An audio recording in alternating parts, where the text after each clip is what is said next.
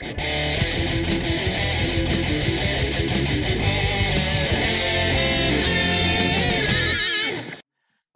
a croeso I podlediad Tader Trymder gyda fi, Dadi Huw. Welcome to the Fathers of Metal podcast with myself, Dadi Huw of Metallica. And today I'm very thrilled to welcome our special guest all the way from Tempe, Arizona in the United States. We have Nico Mirolla from the genre-bending progressive metalers KARDASHEV. Shemai, Nico, what's happening, dude?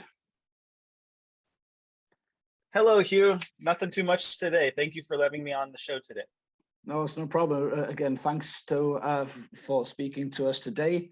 Of course, I'm still trying to get my head around interviewing with the time zone. So what time is it with you now in the afternoon?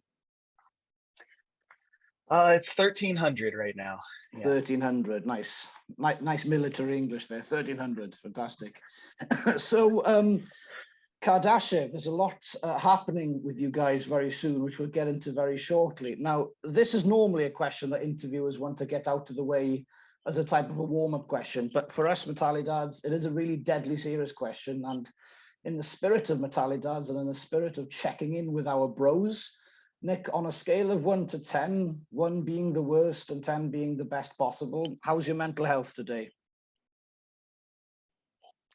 Oh, mental health today is a 10, simply because I just woke up and the first thing I get to do is talk to you and have a lovely conversation. Thank you for asking. How about you? Well, I'm going to pass that on to my wife. She would love to hear that. It's 9 o'clock in the evening here, so I'm actually off work with a little injury. So but I'm getting much better now. So I'm having more time to potch around the house, do some DIY, tidying up, etc. So I'm good. I just started watching season 4 of Stranger Things today, so I'm very excited to be back on that bandwagon. I'm not sure if you've ridden the wave of Stranger Things, but it's a big Netflix series, and I like 80s nostalgia things, and I love horror movies, so very happy to see that back on the streaming services. So yeah, I'm good, man. Thank you. Got my coffee here. Looking forward to chatting to you and your new album. So great to hear that you're on a 10. I think I'm on a 10 now because you've got this resonation of positivity coming over the screen. So I'm very, very happy to share that with you today. Now, so basically, very soon, or in fact tomorrow, the 10th of June, if I've got my calculations correct, Nico, KARDASHEV will be releasing their second full studio album, Liminal Rite, out on Metal Blade Records as a follow-up to, of course, your debut in 2015, and of course a string of EPs, including one in the past couple of years. So please tell Metallidads, tell me the feeling within the camp to have, of course, your efforts for the past couple of years finally see the light of day. How are you guys feeling? We feel very excited. We're very anxious. I've been talking to the band every single day. We don't see each other very often, so we communicate a lot through Discord and text and Instagram and stuff. And as we're seeing reviews come in and we're seeing people, receive their vinyl in the mail and take pictures and post it on social media, it's kind of like finally hitting us that this is a reality and that we're taking part in the fulcrum of the process. Normally it's all uphill when you're creating, and then there's this long waiting period where it plateaus and you're like, okay, what are they going to think when it comes out? What will the world be like when they receive this thing that we created 6 months to a year ago, and we've been waiting to release it since then. And so it's very surreal right now, and a couple of us feel undeserving of all the accolades we've received so far, but hopefully everybody will enjoy it tomorrow and in the future. Yeah, man, I hope you get the the critical and the feedback from the people you respect the most. Again, your fans. I hope you bathe in the glory of what the payoff of the efforts. I've just been doing a bit of reading from a statement from Metal Blade Records. It says you guys ask a lot of deep questions on this album, specifically a quote, "What does it mean to live in the past? When does nostalgia become obsession and guilt a prison?" Now, your newest album, Liminal Rite, explores how the past can both wound and seduce, leading us down a path of self-destruction. So what do you say to this? This is a really interesting take on the themes in the album. Yeah, that's a pretty accurate statement that you've read there from Metal Blade. The idea behind the album is an exploration on the detriments of sort of being in love with the way things might have been, or the rose-colored glasses of your memory, where it doesn't necessarily feed you the most accurate retelling of your experience. This can be done in a way of, exploring ideas of, say, nostalgia that is detrimental.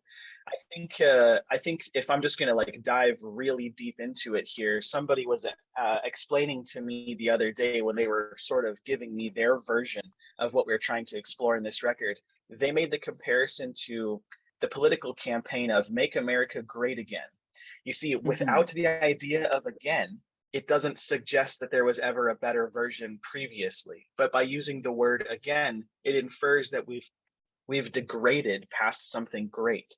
So in the same way, there's this exploration of the record through a specific individual with no political or social associations that is them re-exploring their family home and thinking back to the way that their upbringing was and the rose-colored glasses that they approached the home with. And then eventually they wind up recognizing that it wasn't all lovely and rose-colored, that there were very bad moments in their history, and they have forgotten that thanks to time, and in this case, dementia.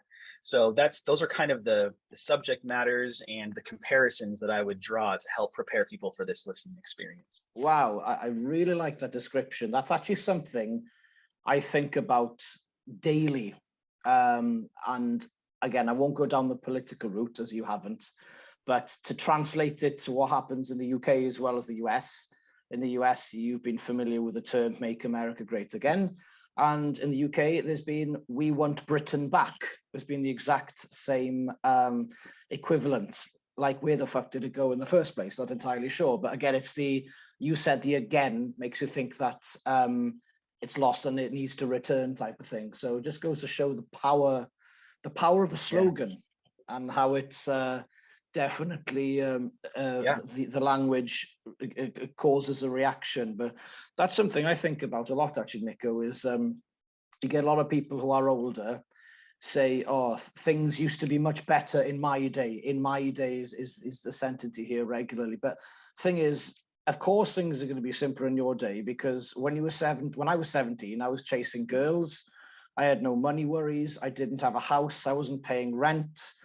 My biggest worries were how cool I look on the schoolyard. I didn't worry about politics. I didn't worry about the environment. So of course stuff was better when I was 17 and 18, because the level of responsibility was different. And when you get older, of course, you become politically aware and socially aware what's going on.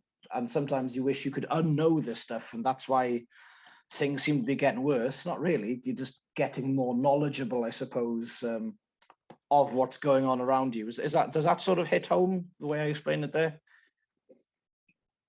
Yeah, it absolutely does. And, I would actually take a second, especially given the audience that we're speaking with today, I would take a second to even recognize the way that we've been sold the idea that life gets better as you age, especially emotionally, when in fact you start to question most things or you live wildly in ignorance of the world around you, thinking that you're in this sort of fever dream of improved emotional state, when in reality you're trying to reconcile so many more things as you age and you gain experience, that the world becomes even more unknown, at least in my opinion. Cool, man. Thanks for your insight on that. That was really, really interesting. It's again, it's almost a mutual belief I have politically and socially is pretty much the main message of your album. Maybe that's why I like it so much. So on that, just on that theme, really, just have to say, Liminal Rite, man, this is a fantastic album. This is normally not this type of music I traditionally am drawn to in metal music, but some of the albums that I've really been drawn to over the past few years have been the more atmospheric, big sounding albums, whether it's Fortitude by Gojira last year, or Oceans of Slumber, released an album with the same title a year before, big sort of soundscapey thing. And Yeah, dude, I just absolutely love this album. I listened to it the first time yesterday, and I've now listened to it 4 times. I even listened to it going to sleep last night instead of my meditation music. So, yeah, so I'm definitely going to be listening to more of your material and checking out your EPs as well, because yeah. So I've never heard anything quite like it. I really like how you guys describe just your music generally before this album as beautiful, heavy music, and that's the way I look at it. It reminds me a little bit of the same universe as what Gojira live in, because it is very echoey, big atmosphere. Not to say you, sorry, not to say you guys are like Gojira, but I feel it sits within that universe quite nicely. It's very much something that's crafted.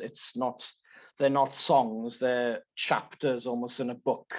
And then the whole book is what you look at as opposed to song by song. And that's the sort of the vibe I get by listening to Liminal Rite. Very much like the telling of the story. And it's nice to hear a bit of spoken word in different parts of the album to just to sort of split it up, and it really does give you that sort of journey feel. So yeah, I'm a huge fan, and just congratulations. I think it's a fantastic album. Thank you very much. I love hearing that kind of feedback, and especially at that depth. It makes me feel like you get it, like you got it. We were successful, you know. Absolutely, man. And I hope you guys really get to just enjoy basking in the glory of it. Really, there's not much really. Again, I find this album very. I feel dissecting this album would ruin it. So I don't actually have much more to say about the album in depth, because I feel it'll take the magic away.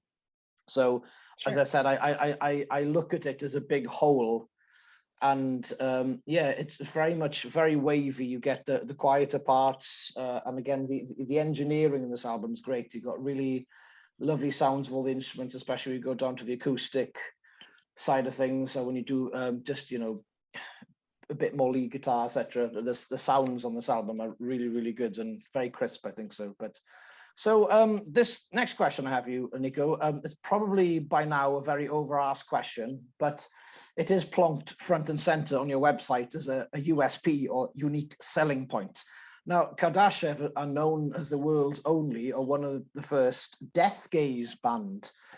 Spelled death and G-A-Z-E, for those aren't familiar with the term Deathgaze. So that makes it very exciting for me to speak to you today, as you're the main songwriter involved in the creation of a new subgenre in metal. So imagine for a second, I'm completely ignorant to all the heavier styles of music. How would you simply explain Deathgaze to me?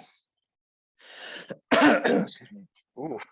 Completely. Okay, so I love this question, and yes, I have answered it a bit, so I have a little bit of practice explaining it. But to somebody who is completely ignorant of the subgenres of metal, this is going to sound absolutely ridiculous, what I'm about to describe. But if I were to try and describe it in an elevator pitch to someone who doesn't know better, I would say it's a combination of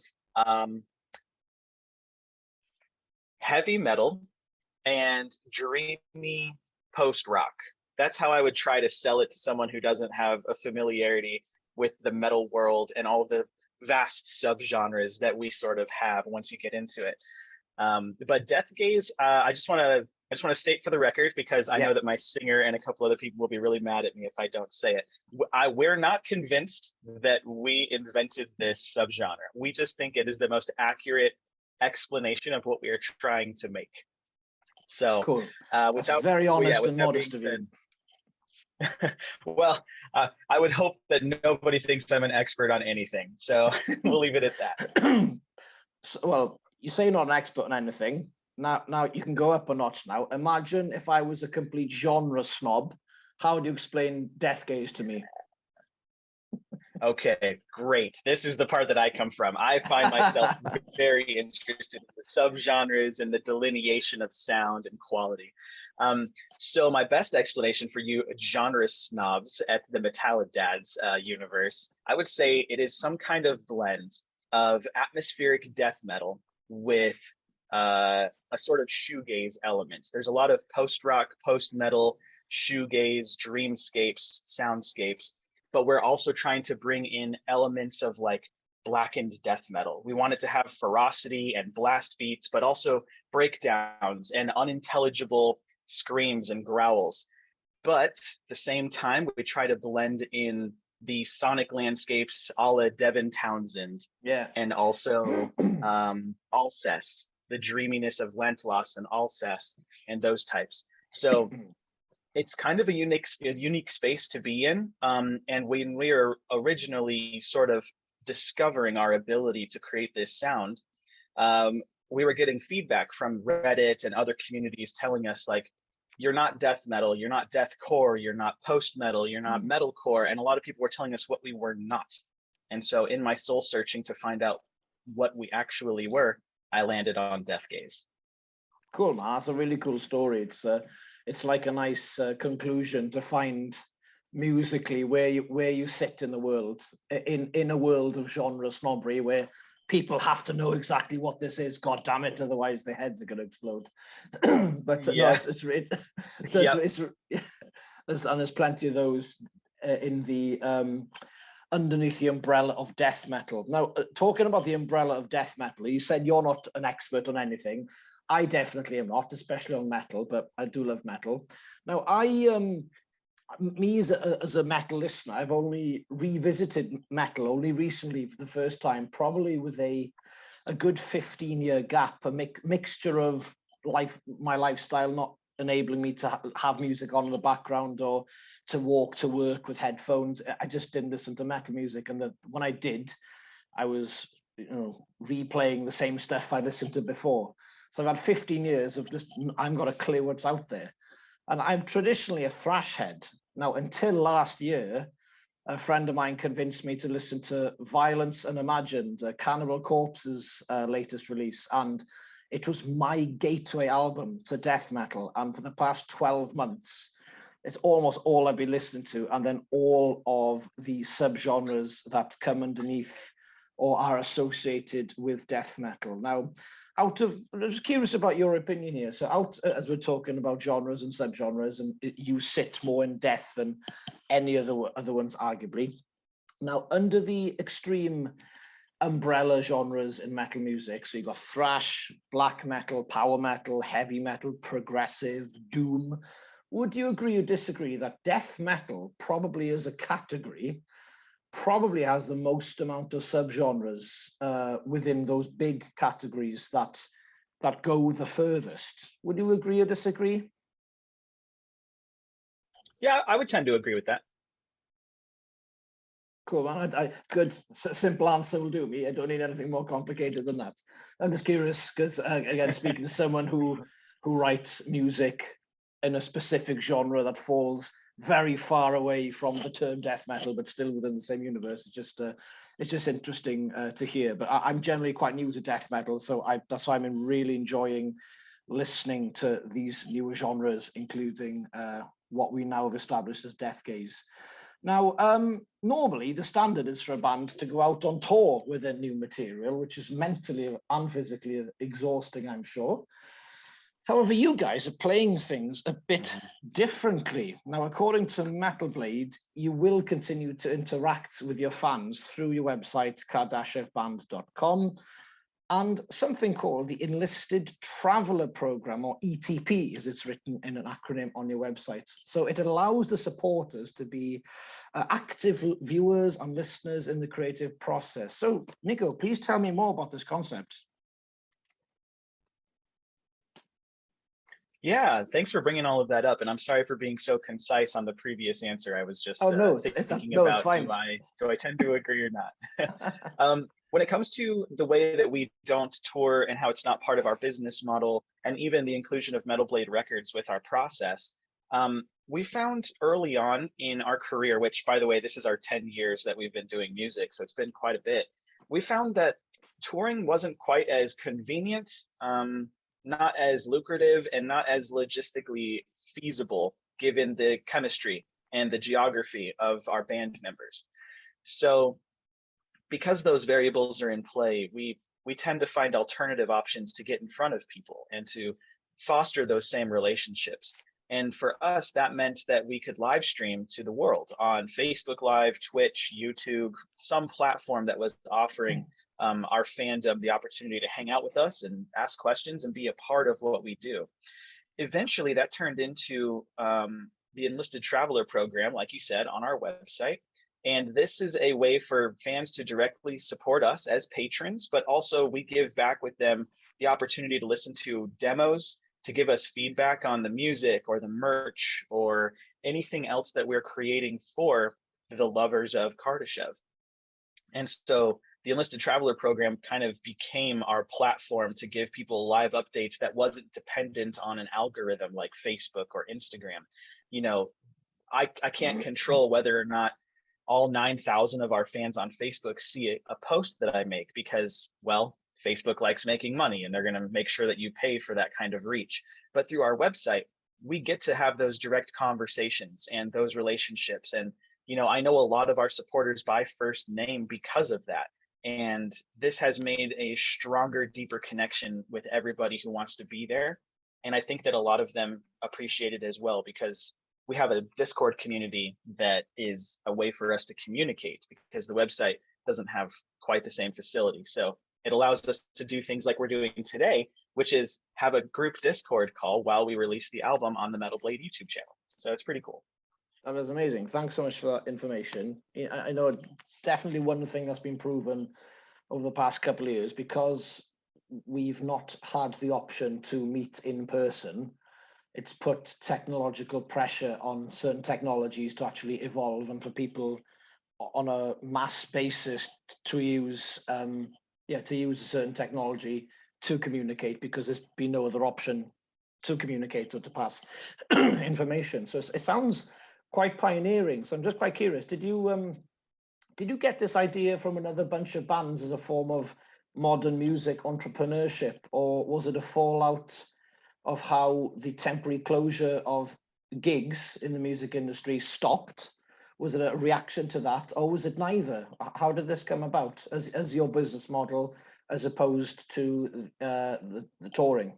Oh, yeah, that's a great question. So I absolutely am aware that other bands have used this model, whether it was in this format or not. I mean, this really goes back to classical era times when classical composers would have patrons funding them, housing them, feeding them, supporting them, and all they had to do was create music and perform. Like that was the sort of payoff, the trade. So we originally started on Patreon, thanks to the singer of a band that's escaping me right now, but her name is Amanda Palmer. I think it's the Dresden Dolls. Yeah, it's not in the metal world by any means, but I listened to a very compelling TED Talk many years ago where she explained basically she described what the art of asking was, and the way that we can feel ashamed to ask for help. We can feel it, and this is modern day, right? She's reflecting on how the times have changed from this classical era to now, wherein she describes how asking for help isn't always the worst thing ever. Like, you're not compromising very much. If you look at it objectively, what you're doing is you're reaching out to somebody else and offering them an exchange.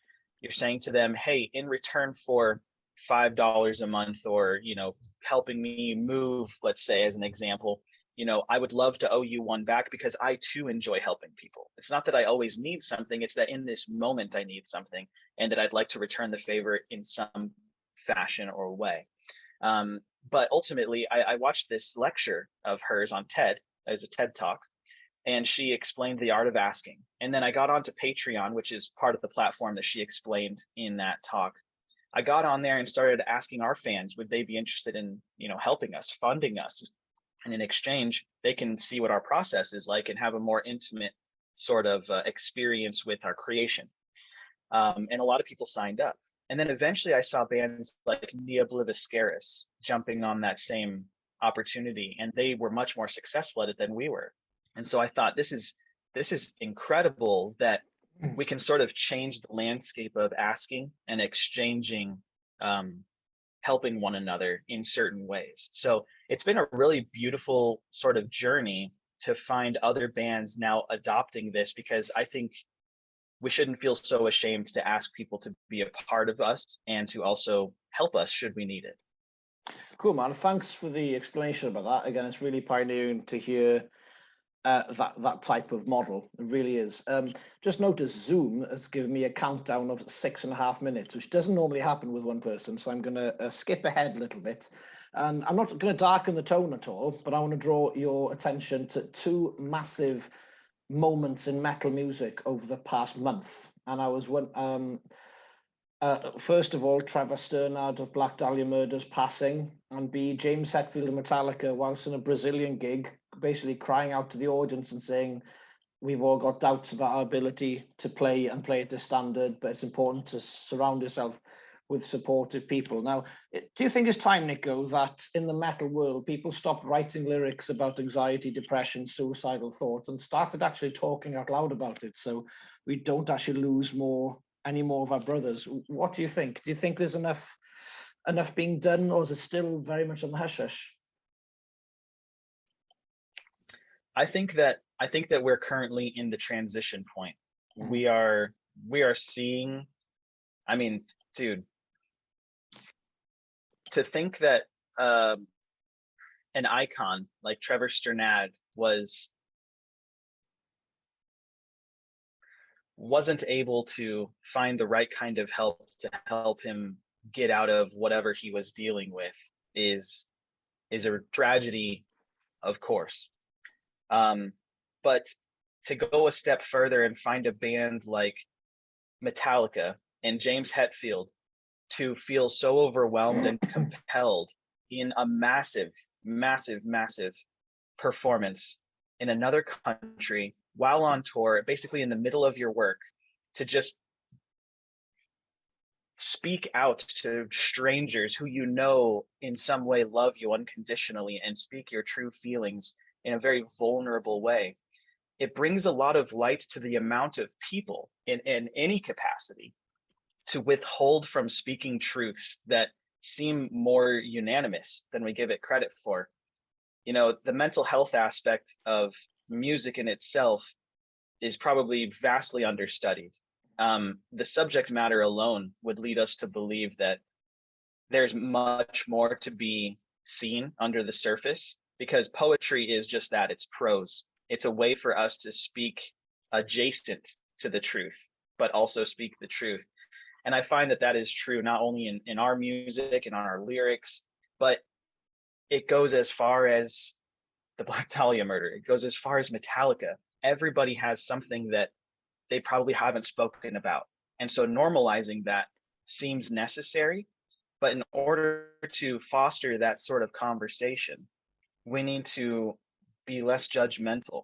And like I said a moment ago, when somebody comes to you having to speak these words, it's not because they expect you to listen. It's that they just need somebody to hear them. And whether or not you listen is on you. But that's half of the battle, is knowing how to listen and how to respond appropriately. And we don't talk about it enough. We're not educated about it enough, but it's a tragedy either way. Go on. Thanks for giving effectively your soul about that. And again, it was nice that you as a band very much share a similar ideal and belief and in that importance. So thanks for sharing that with me. Now, it's been great hearing about the themes of what you do, how you do it. You connect with your fans, to hear about the songwriting process behind Liminal Rite, which comes out tomorrow, the 10th of June, 2022.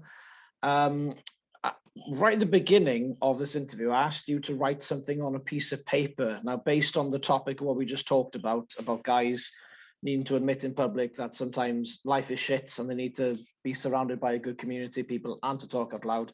Can you please show that piece of paper to the screen for me, please, just so you can help us with this hashtag, please? If you can show that to the screen. Thank you very much. Thank you, Nico Mirolla of KARDASHEV. Let there be talk. That's exactly what we're trying to do here at Metallica. So again, Nico, it's been a pleasure, and I'm sure we'll catch up soon. I really do hope that you bask in the glory of your your fantastic recent work, which again comes out tomorrow on Metal Blade Records. Again, I've heard it 4 times, and I'll probably play it to put myself to sleep again tonight, which a year ago I never thought I'd be doing such a crazy thing. But again, I'm very much a death metal head these days. So as we say in Metallidads, whether it's if it's whammy bars or weaning, napalm death or nappies, it's always good to talk. So thanks for talking to us today. Yeah, thank you so much, dude. So stay heavy and stay healthy.